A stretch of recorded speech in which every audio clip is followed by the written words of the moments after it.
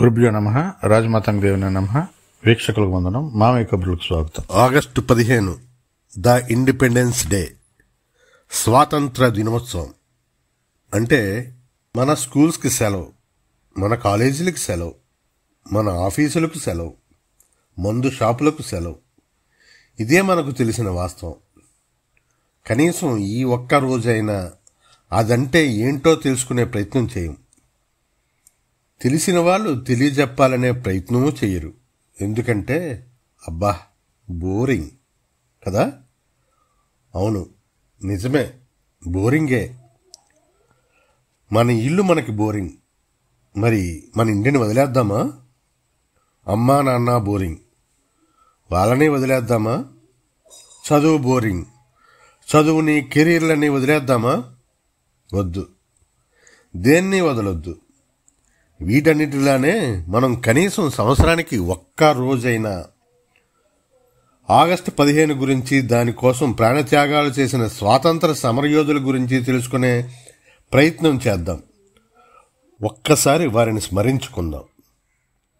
టీవీలో మనకిష్టమైన క్రికెట్ చూస్తుంటే అమ్మ ఛానల్ మారిస్తే, టీవీ చూసే స్వాతంత్రం కూడా నాకు లేదా అంటాం.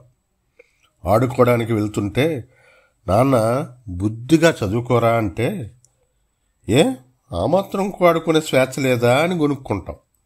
ఇష్టం లేని కూర, నచ్చని డ్రెస్కి, ఇలా అన్నిటికీ మనకు గుర్తొచ్చే మొదటి పదం ఫ్రీడమ్.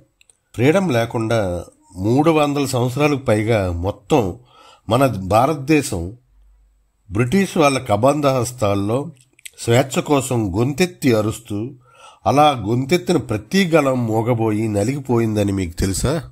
1600 సంవత్సరంలో వ్యాపారం పేరుతో ఈస్ట్ ఇండియా కంపెనీ అనే ముసుగేసుకొని అఖండ భారతదేశంలోకి అడుగుపెట్టి ఇక్కడ రాజ్యాల మధ్య చిచ్చు పెట్టి ఒక్కొక్క రాజ్యాన్ని హస్తగతం చేసుకొని 17వ శతాబ్దంలో బ్రిటిష్ ఎంపైర్ని ఇక్కడ స్థాపించి మన సంపదని, మన సంస్కృతిని, మన సాంప్రదాయాలని, మన ఆత్మాభిమానాలని కొల్లగొట్టి మనల్ని నిర్వీర్యుల్ని చేసిన 1857 సిపాయిల తిరుగుబాటుతో మొదలై ఒక ఝాన్సీ లక్ష్మీబాయి, ఒక మంగల్ పాండే, ఒక కాంతియా తోపే, ఒక నానాసాహెబ్, ఒక వీరపాండ్య కట్టబొమ్మన, ఒక దాదాబాయి నౌరోజీ, ఒక బాలగంగాధర్ తిలక్, ఒక అల్లూరు సీతారామరాజు, ఒక సరోజినీ నాయుడు, ఒక భగత్ సింగ్, ఒక వీర సావర్కర్, ఒక టంగుటూరి ప్రకాశం పంతులు, ఒక సుభాష్ చంద్రబోస్, ఒక సర్దార్ వల్లభాయ్ పటేల్, ఒక చంద్రశేఖర్ ఆజాద్,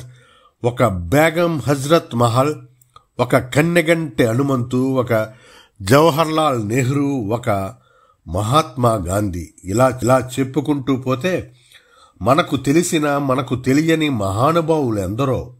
వీళ్ళందరినీ తరువాత సమయానుకూలం స్మరించుకుందాం. వీళ్ళందరి త్యాగ ఫలితంగా 1857 ఆగస్టు 15న త్యాగ ఫలితంగా మరియు 2వ ప్రపంచ యుద్ధానికి ముందు మనం, అంటే ప్రతి భారతీయ సైనికుడు 2వ ప్రపంచ యుద్ధంలో పాల్గొనమని సహాయ నిరాకరణ చేయడంతో, పాల్గొంటే మనకు స్వాతంత్రం ఇస్తామన్న హామీకి కట్టుబడి 1947 ఆగస్టు 17న మనకు స్వాతంత్రం ప్రకటించారు.